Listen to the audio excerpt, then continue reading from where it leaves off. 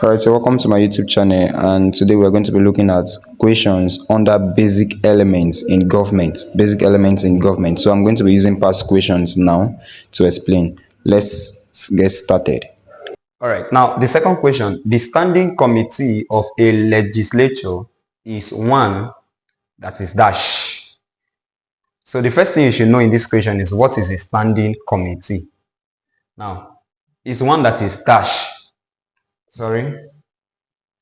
A says whose members stand while deliberating. B, that has statutory responsibilities. C, that perform ad hoc functions. D, that has legislators as members. Now, a standing committee is that committee that is formed that have specific responsibilities to perform. Now, if you look at this, for the fact that it is called standing committee does not mean that the members stand while deliberating. The answer is actually B, statutory responsibility. So they have their statutory responsibilities. These are those in charge of finance. These are those in charge of planning. So the standing committee of a legislature is one that has statutory responsibilities. All right. All right. Next question. Where the constitution is supreme, unconstitutional acts of the executive and the legislature can be checked by the courts through dash. Now, when they said the constitution is supreme, it means that the constitution can actually remove or review laws that are unconstitutional, that does not follow the laid down principles. So when they said where the constitution is supreme, unconstitutional acts of the executive and the legislature, that is the activities of the executive and legislature that does not follow the laid down rules as a constitution, can be checked by the courts through, the answer there is judicial review. So when they say judicial review, now we are looking at unconstitutional acts of legislative and executives being checked. All right, so that's that. Now you know judiciary is higher. All right, the next one, the next question there. The central decision-making organ of a confederation is made up of dash. Now, the central decision-making organ of confederation is made up of, A says technocrats appointed by the units. B says politicians elected from the confederal constituencies. C says politicians nominated by the government of member states, representatives of pressure groups. Now, anytime we hear confederation, we should note that first thing, once we hear confederation, we elect members from the member states. Now, the members elected now, we go there and go and represent. Now, the answer here is politicians nominated by the government of member states. So, confederation is actually controlled by member states. Now, the central decision-making organ of a confederation is made up of politicians nominated by the government of member states. That's the answer to that question. All right, next question. Which of the following is true of a parliamentary system of government? Parliament. All right. A says clear separation of government organs. B says strict operation of bicameral legislature. C says removal of government by impeachment. D says adherence to majority rule. Now, one thing we should know about parliamentary system is we have majority rule. So they don't just stand up and take decisions. They need the decision, suggestion from the majority. Now, one thing that is true about parliamentary system of government is adherence to majority rule. That's the answer to that question. Next question there. A major feature of authoritarianism is that government is dash. Now, authoritarianism is a type of government, a system of government where power is centralized on the government. They don't allow opposition. They don't allow any other person to interfere with their decision making. They are very strict. The population, they don't have freedom. So power is centralized. So basically, the question says a major feature of authoritarianism is that government is consensual, personalized, centralized, decentralized. So the answer here is centralized. Power is centralized at the top. Now, the central point of capitalism, as expounded by Karl Marx, is that dash. Karl Marx, you know him as the person that proposed capitalism. And capitalism is that In Karl Marx, he saw the whole population. He divided the whole population into two. First, he divided population into those that are rich and the working class. So that was his classification, the rich and the working class. And he said the rich are always exploiting the working class to get their profits. Now, the central point of capitalism, as expounded by Karl Marx, is that A. Capitalist profit is a surplus value obtained from workers' labor. B. Workers are inherently incapable of being owners of their labor. C. Capitalists shall always increase worker earning capacity through wages. Then D. Capitalists shall always readily consent to workers' welfare demands. Capitalism now, individuals are allowed to own their own properties and own their own businesses. Businesses are owned by individuals and not by government. Now, according to Karl Marx, the central point of capitalism is that capitalist profit is the surplus value obtained from workers' labor.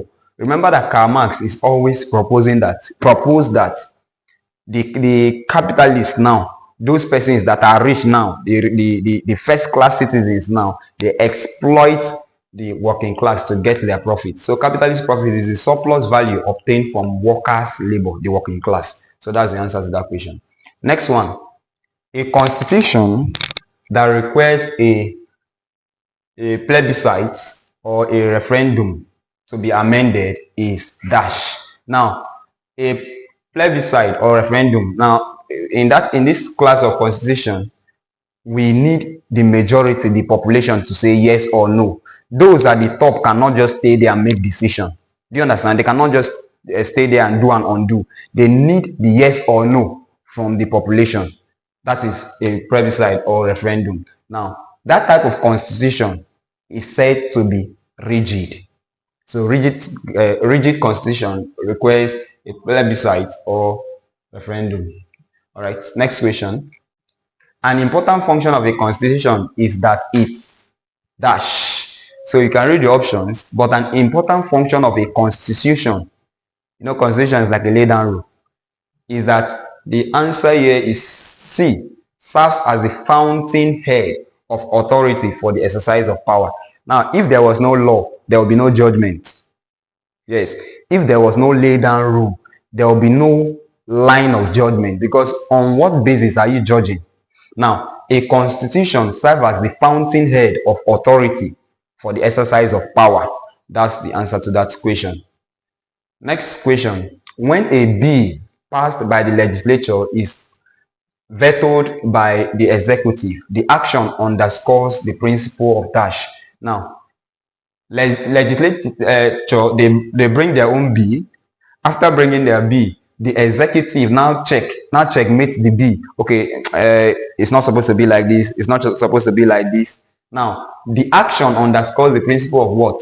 A says probity and accountability. B, separation of powers. C, collective responsibilities. D, checks and balances. The answer is obviously checks and balances. The executive, they are now checking the legislature so that there will be no bias in passing bill. All right, so basically that's that. Next one. In the legislative process, a bill is a dash. What is a bill? Bill is not money. Bill is not I give you cash. Now, in the legislative process, a bill is a dash. A says motion accepted for debate. B says motion rejected after debate. C says proposal before the legislature. D says law passed by the legislature. The answer here is C, proposal before the legislature. That is a bill. A bill is a proposal before the legislature. All right, that's that. Please, this line here, this thing here is not good. I'm not taking it good. It's just a symbol. So the correct answer here is proposal before the legislature. That's the answer. Next question. One of the advantages of a bicameral over a unicameral legislature is that it dash. Now, understand what a bicameral legislature is and a unicameral legislature. Anytime you hear uni means one. Why? Bi means two.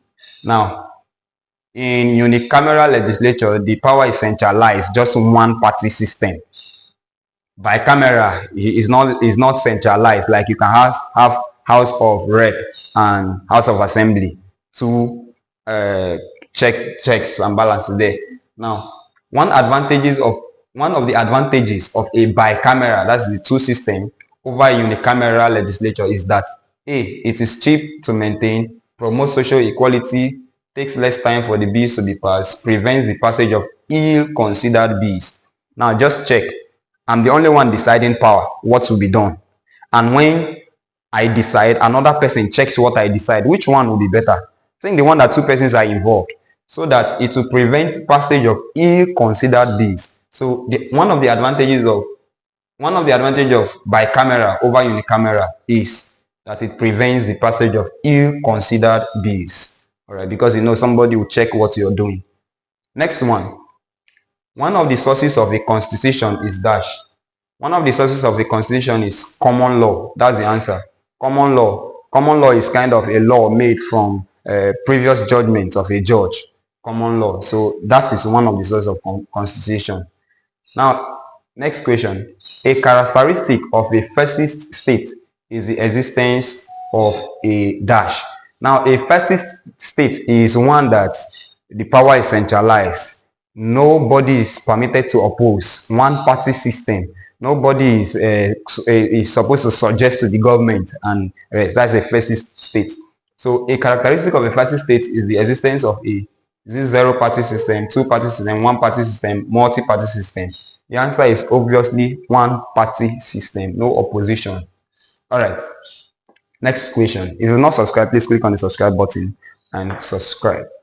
Residual powers under the Nigerian Independence Constitution were the powers exercised by dash. Residual powers under the Nigerian Independence Constitution were the powers exercised by the regional governments. That's the answer. Regional governments is the answer here. Now, if you've not subscribed, please click on the subscribe button and I will see you in the next video. Drop the topics or the subjects you want me to treat and I will do it right there. Thank you for watching. See you in my next video. My name is Excellent Simplified.